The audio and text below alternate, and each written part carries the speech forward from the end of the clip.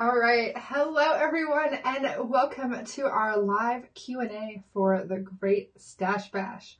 My name is Jennifer Wilson, and I am your guide here at Simple Scrapper. I am super excited to spend some time with you today, solving some of your biggest challenges in using up, decluttering, and organizing your stash of scrapbook supplies. So I want to welcome everyone who's here live and asking me questions, as well as those of you who are watching in the replay.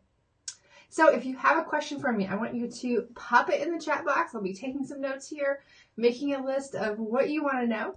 If you are watching from on your phone or a tablet, I need you to go to the YouTube app in order to have access to the chat. If you've clicked on your phone or your tablet and you're in a browser, I believe that mobile version of YouTube doesn't allow you access to the chat. So you'll need to open it in the YouTube app or hop over to a computer. That's how you can submit questions for me. And I am an open book, happy to answer anything about our videos, things that you haven't seen me talk about yet, anything at all related to Stash Bash or our upcoming refresh retreat here at Simple Scrapper that is coming up next month in April. So just to get started here and kick things off, I'm going to share a few updates of things that I've been working on in my own Stash Bash process. I've got just a couple things here, and yeah, but definitely start sending me questions. I am excited to get things answered for you and help you tackle the problems that you are still struggling with. Hopefully the challenges this month have helped you make some progress, and I would love to continue supporting you. So first thing I want to share is that I have started this priority mailbox of a de-stash box. I set this up basically at the beginning of the month so that anytime I came across something that I knew I didn't want to keep, I started putting it in here. And when this is all said and done, hopefully around April 1st, it's getting kind of close, but hopefully in the next week or so, I'm going to auction this off. And I'm not sure the beneficiary yet, so I'm going to have a couple of ideas. And I'm excited to send these to a good home. All right, my second update is this. If you saw that video about kit busting, this is the bucket I ended up creating. The basket I started with was way too small, and this is all of the embellishments from kits that I had received but not yet used. And even this container is just a little bit small. So my first plan is actually I'm going to go through here and bring out all of the letter stickers, because that's a really specific type of supply. So I'm going to pull all those out, hopefully narrow this down a little bit, and go ahead and put those away. Because I know for the most part I'm going to keep these. They're all pretty simple, and I don't have a lot of concerns, but I need to, because stuff keeps falling out. I need to definitely trim this down a little bit before I can even work from it. I might go ahead and pull the washi tapes out too, because they are just kind of stuffed in there and taking up some space. All right, my next update, and this is probably my favorite one. I went to the Container Store last week. My husband had never been there before, and he was totally amazed. It's such an amazing store, and I wish we had one locally. And I bought these 2 boxes, which are the men's shoe storage boxes. And you can buy these dividers that go inside of them. So I've got, show you guys this. I've got the horizontal dividers in the bottom one. I just have one divider. And I have my 4x6 cards here in front. And I created these tabs to divide them. And I'm just so happy with how it turned out. For now, I'm probably going to end up keeping other miscellaneous things, but I can add another divider here to create another section if I end up with more than that many cards. And then the same thing for my 3x4 cards. So the only thing that's not perfect is they do slide down. I need to stick something in there, like a rock or something, a rubber piece that will keep them standing up. But I have these dividers that go this way, and then I have another divider here, because that's just about the amount of cards that I had. I did decide that I am going to other than this one Project Life kit here that is for my daughter's baby book, I'm going to get rid of all of my rounded corner cards just because I have so many and I prefer the square corners, and I can round them if I need to, but I just needed to be able to make some sort of decision. And so I have those actually separate over here, and those need to be packaged up to put in that de-stash box. So this is a fun solution. Obviously, it's not perfect, but I like that I can see through it. I can go things through easier. I need to put some more in there and find a way to get those to stand up better, but I do like it. There's a lot of other options out there like wood trays, and while I think they would definitely stand up better because they tend to be not too deep, A, they were super expensive, and B, I didn't want to give up like surface space on my desk in front of me for that. This is something that could easily just be tucked on the shelf. So that was the reason why I didn't go with that. But overall, super happy. I'm going to show you these tabs again. This was so fun. I just love using my label maker, and especially I figured out that my label maker can do this like small caps, and yeah, I'm just super happy with that. So that was what I ended up doing this weekend, is organizing my Project Life cards. So the first question we have here from Tracy: what size paper do you like to use, 8.5 by 11 or 12 by 12? And I definitely use both. I create a lot of layouts in 12 by 12. I also love scrapbooking 8.5 by 11.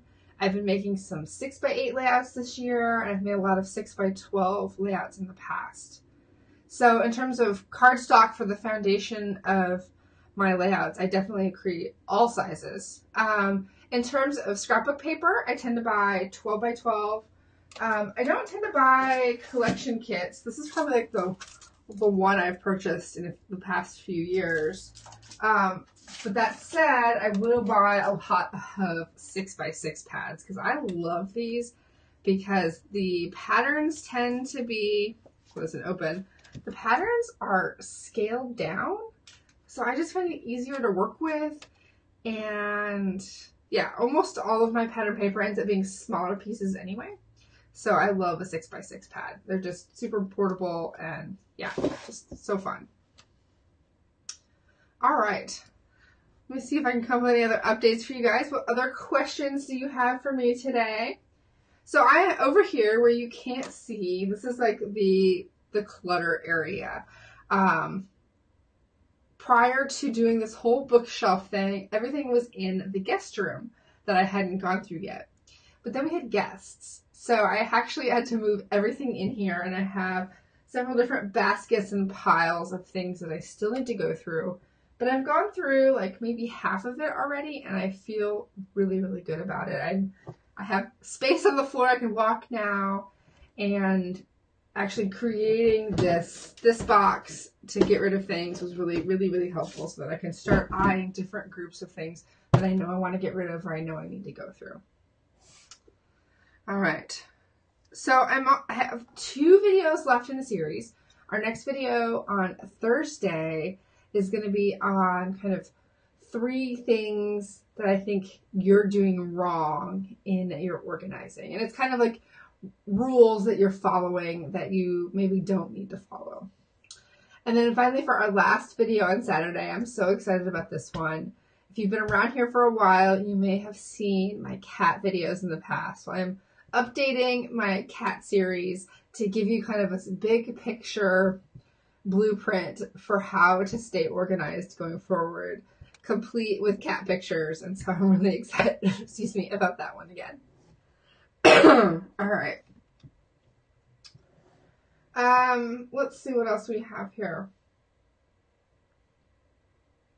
Another thing that's helped me this year, and I'm not doing a video this session on memorabilia, but I have started designating bins for incoming memorabilia, because that's probably my number one clutter problem, is just stuff my daughter creates or brings home.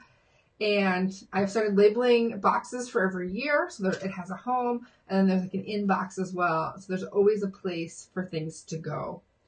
Some of her older memorabilia I'm still battling with, and I've also really started to take pictures really quickly.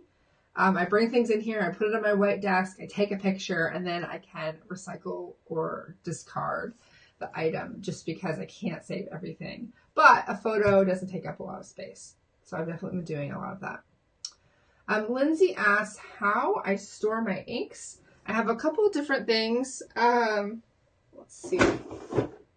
This is the saddest drawer ever. This is the drawer labeled extra inks, which apparently I don't have very many that are extra anymore. I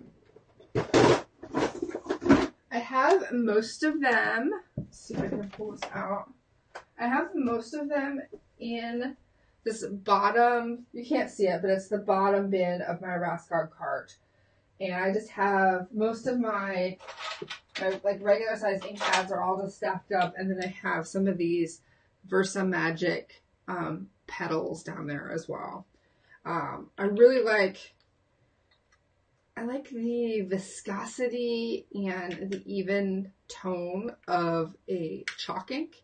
Now, it's not going to work on a photo, but it does work really well on paper. And I'm willing to be patient with the dry time. Excuse me. Just because I know that a chalk ink is going to give me a really nice impression. That said, I probably just use my black dye ink 99% of the time anyway, though. I don't stamp as much in color as my ink collection would make you think. I have a whole collection of the Color Theory, and those are dye inks as well. But I don't stamp in color that much. I have to have a really specific purpose and a really specific reason. So those live in the bottom of my cart. You can see the middle of my cart there. It kind of has some space in it. That's because that's where my Project Life cards were before. And so I'm still rearranging, but I know that when I go through this, there's going to be, that cart will end up being full again. And it's going to be basically the embellishment cart for the top two shelves. Tracy also loves her cart. It's super handy. I like that I can just move it around to wherever I need it. I do actually have a space over here where it fits at the end of the table, so I can slide it back and kind of put it away, but I don't ever do that. Just because it's, I put it away since I grab at it all the time. All right. What else do I want to share with you guys? So Sue loves her cart as well. Okay. So I've loved reading all your comments. I can tell that through my videos that, I've hit on a lot of big challenges with having stamps kind of all over the place and maybe not using them. Today's new video was on making sure that you're using your stamps on your layouts, not just being a collector. And that video on all the embellishment ideas is probably the most popular overall. And because, storing all those little bits and pieces, it's hard. And do you organize by color or type? And how do you do it? And I think my biggest takeaway is to do the least amount of organizing necessary for you to be functional. Because there's always a way to compartmentalize and put things down into a smaller and smaller bins, but it doesn't mean that A, you'll be able to keep up with it, and B, you'll be able to access those items easy enough to use them regularly. Even I was a little concerned about this storage solution, that having it not open, is that going to create a barrier to me using the cards? And I had to make sure that I could pull these drawers out easily so that if I am doing Project Live, I can just have the drawer on my desk with the cards so I can easily pick out what I need. Because that access is important, because you can have stuff totally tucked away so much that you actually never pull it out. And so what good was that organization for you? Tracy asked about wooden rubber stamps. I actually only have a few, and they're in a box in the closet. Most of them are like holiday stamps, and I actually have some stamps from my childhood, like Poochie and Rainbow Bright and some of those, and I let my daughter play with those, and they can be fun for a retro look. But I don't have a ton of wooden stamps because it's just not something that has been part of my collection. And I don't make cards either, so that wasn't something that accumulated for me. All right. So also here in the clutter pile you can't see is all my December daily projects are still laid out here. Still something that I'm working on. I'm kind of like, I had to push pause on my December daily effort in order to deal with this clutter. But I am glad I'm making progress, and I love that we're all doing this together. Inside of our member group, I asked, like, would you like to see the Great Stash Bash as an annual event? And everybody was, 2 thumbs up. And so I hope to do this again sometime next year in either February, March, or May. So sometime in that springtime window.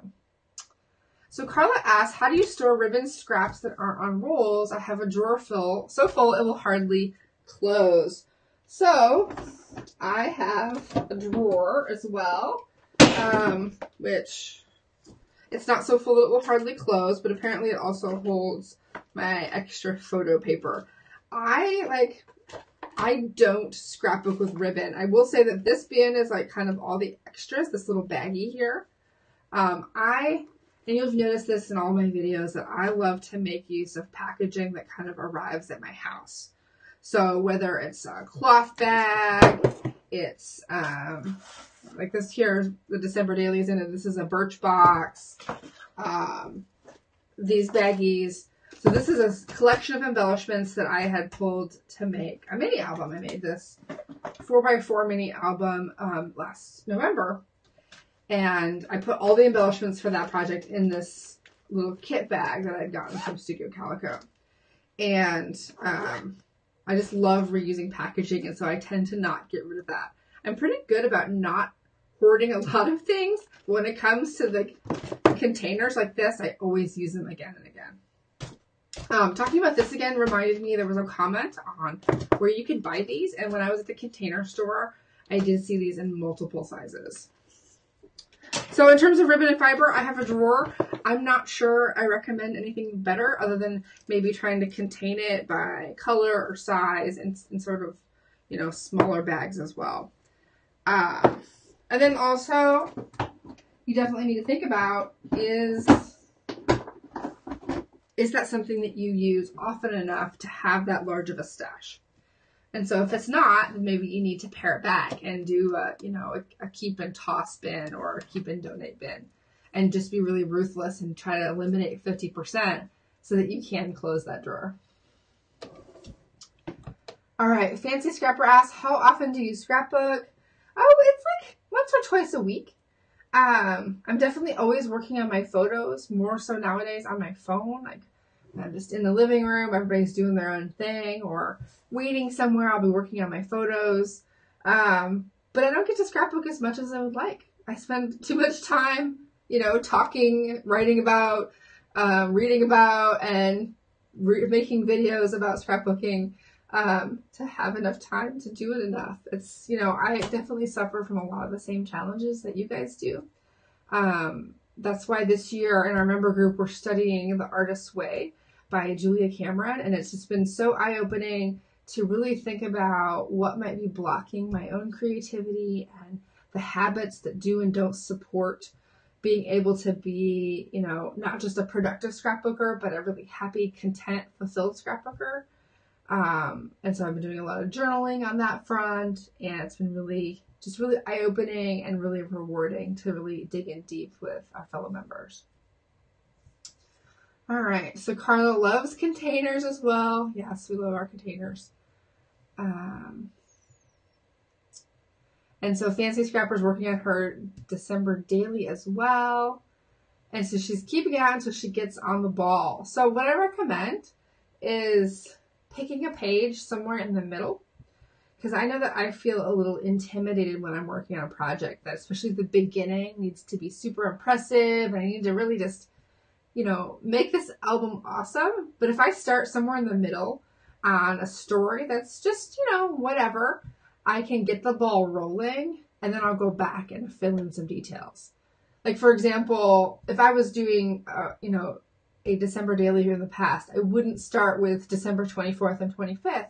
Because those are often when I have the most photos, maybe the most photogenic photos and the ones that really have importance. I wouldn't start there because I would feel intimidated. So I'd start somewhere else, like on December 13th, and then keep working on my album. And then when I gain that confidence and get momentum, I'll go work on December 1st and then December 25th. So I hope that's helpful. We also have the idea of making a ribbon album featuring all the ribbons. You totally can do that with pocket pages, or even, I would say that this binder, so this was meant for embroidery floss. So you could create the same thing for all of your ribbon pieces. It would allow you to see what you have and keep them separate and not tangled up. So that might be a decent option. It also gives you a finite number that you can have. And when you know it's full, you need to declutter. All right. So Audie asks, do you corral your bits of memorabilia and notes for different December dailies or Project Life from different years? I can't seem to get working because I have so many bits and pieces here and there. So for my December daily, I have a basket for every project, and my memorabilia goes straight into that basket. So I definitely keep those things together. And sometimes there are just notes that I'll write down. I also will, when I'm working on a project like that, go back to my social media and scroll back to whatever time period it is to see what additional thoughts I have, just to jog my memory. And I've done that for a lot of different projects. And I would say that's kind of my approach to Project Life as well, is I will scroll back through my social media and see what I deemed worthy of sharing, with or without a photo from that time period. I don't otherwise, besides December daily, I don't really scrapbook with that much memorabilia. It's got to be a really specific project, and then I'll keep it for a specific layout, but I otherwise don't scrapbook with it. I save a lot of things for my daughters. I save a lot of cards and other things that are important to me, but it's more, I keep those things separate, just in boxes or bins. To me, they're not always part of my scrapbook unless I just give it its own page. So I don't cut it up. I tend not to scan it. Sometimes I will photograph it, and I've created photo books in the past with those. Or my daughter's photo books are up there right now, but in her annual photo book, I will definitely include photos of some of her artwork in there as well. So yeah, I hope that answers your question. I definitely feel like I agree that I have bits and pieces in different places, but I don't let that stop me from getting started. I focus on the photos and what memories are jogged from the photos. And then if I need to go pull something, I do, but I don't stress about having it all in one place first. I definitely have kind of a let go approach, that I know that my scrapbooking in general is never going to be comprehensive. I'm never going to be able to tell the entire story, but that each thing I can add to my body of work is a gift. It's this treasure that I'm adding that no one else can add, and it's worth the time to do so, even if it's not perfect. So, all right, I hope that was helpful. Let's see what else we have here. So Carla said she used to do ribbons in jars, but that didn't work because it's hard to do that. I would say a similar example to that is that I used to have my washi tape stacked on a shelf, and I had it all in pretty rainbow order, but it was really hard to get out the washi tape that I wanted, and I found myself not wanting to use washi tape because of that. So I ended up just throwing it all in a basket, and I am much more happy with it. It's not as pretty, but I'm more likely to grab it now and not worry about, messing up the display. So yeah, so definitely I mentioned talking about baggies. This totally can be a DIY project. You just need big rings, you need baggies, a hole punch, and then, I would say the cover really is even optional. It kind of keeps it together, but it's awkward anyway. You really don't even need the cover. You just need a way to keep things together. And you really probably don't even need 2 rings. I've seen people do this with 1 ring.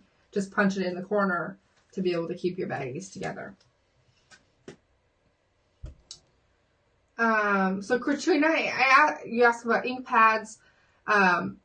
Is a drawer better or a vertical shelf? So I have mine at the bottom of my cart. They're stacked up. I can't say they're that easy to get to, but I also use black most of the time either. I'm not constantly pulling for my stamps. If your husband's making custom shelving, I would go for the individual, tiny rows that are just tall enough for your stamp pads, because it's much easier to pull out one at a time than it is to stack them and unstack them. And the main reason I have an ink pad here, when you stack these, and this is not really a stackable one, sometimes those lids come off. This one is fairly fastened, but not that much. And when I find so often that I'm trying to pull a stamp pad out and I pull the lid off of one of them, I end up getting ink everywhere.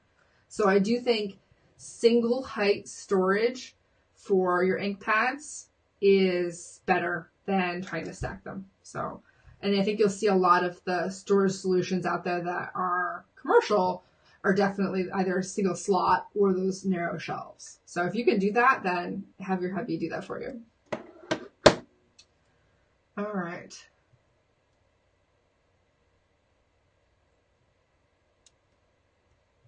You guys are asking great questions. Thank you guys.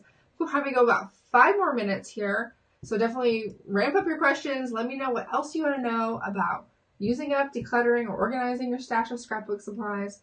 I did want to talk just a few seconds here about our upcoming refresh retreat. And I know we have several members inside of the chat room, so if you guys can chime in as well about refresh. This is a 7-day online scrapbooking retreat. We have like simple yet inspiring activities every single day. They're designed to be able to fit within your life, not be these huge projects, but these really specific activities that all kind of add up to this refreshing, renewing, idea sparking experience. And the activities always follow 3 different categories. We always have some planning activities, which can be like legitimate planning, like what am I going to do in the future? What things are going on in my life and how's that going to impact my time? What types of projects I'm going to work on? But also just more thoughtful questions about what's working well and what's not working well for you. Of course, we're going to have a little bit of organizing. Not so much in this session just because refresh, we're wrapping up that, but there's definitely still going to be some. And then, of course, creating. It wouldn't be a scrapbooking retreat without prompts to get you scrapbooking. And this session's theme is all about flowers. So I've taken 7 different flowers and structured the activities related to the meanings behind these flowers. So I think it's going to be really fun, really sweet. And, excuse me, I think this is going to be a really great session. It's all online. We have 4 different live events during the retreat, but otherwise you don't have to be anywhere at a specific time. Everything's posted every morning so that you just log in, check out your new activity, and then pop over to our Facebook group to share your experience completing the activity. So it's a really fun thing. And we still have, we have today's video and we have 2 more videos to go where you can win a seat in that retreat. And then, of course, you can become a member if you are interested in joining us next month. It is April 12th through 18th of next month when we will be doing a refresh. All right, we've got some more suggestions for stamp pads, things that hold cassette tapes. Can work well for those if you have some of those. Gosh, I remember I had this like purple cassette tape holder that I had all of my cassettes in. That really takes me back to the late 80s, early 90s. Fancy has another great suggestion of storing your ink pads upside down so that you can make sure they stay super juicy with the ink at the top of the pad. That's a great suggestion. I have tried to do that in the past and then I always forget, particularly this one is kind of curved, so they end up not staying that way because they kind of wobble on the table. So, all right, guys. Let's see what else we have. So I want to thank you guys for being active participants in Stash Bash. I had taught this event several times for our members. This was kind of what preceded our refresh retreats with these Stash Bash events, but they were a lot more intensive. They were 7 days of, and we had this huge like rubric of like 40 different challenges you could choose from, and it was super intense. Like, let's clear out our whole rooms. And so I think the month-long version is a little more an easier pace, but also there's enough momentum that you can just keep plugging away throughout the month and definitely see some significant progress. So I'm excited. I'm excited to continue in that vein and bring the Great Stash Bash back next year. I'm also starting to figure out what other types of events you guys would like to see. So I'm trying to figure out what to do maybe this summer and this fall with a similar type of like big, fun, free event that everyone can participate in. Thinking about maybe bringing back Photo Crush with doing some photo organizing. I know the finishing festival last year was really fun, but I'd also love to know what other types of events, excuse me, you guys would like. I should have brought some water instead of Diet Coke. So yeah, I am still getting over being sick, and I apologize for my cough. It's catching up with me now. Sue has a great takeaway here. She's going to start moving her stuff to another room so she can stand up instead of sitting. It's a great way to get some steps in as well. I've definitely done a lot of standing scrapping. I have a standing desk over there on that side. Though I found myself enjoying, like for a long time, I could not scrapbook sitting, but I've actually found a way to do it. I think it was just having the right height of chair and height of table to have those matched together, so I felt like I could get over my pages enough. Alright guys, thank you so much for watching. I so appreciate you guys being here and supporting Simple Scrapper and being a part of our community. I hope you've accomplished at least one thing this month, and if not, you still have a few more days to jump in with any of the challenges and of course to win a seat in our next session of Refresh. Again, my name is Jennifer Wilson, and I am your guide here at Simple Scrapper. Thank you so much, and take care. Bye, guys.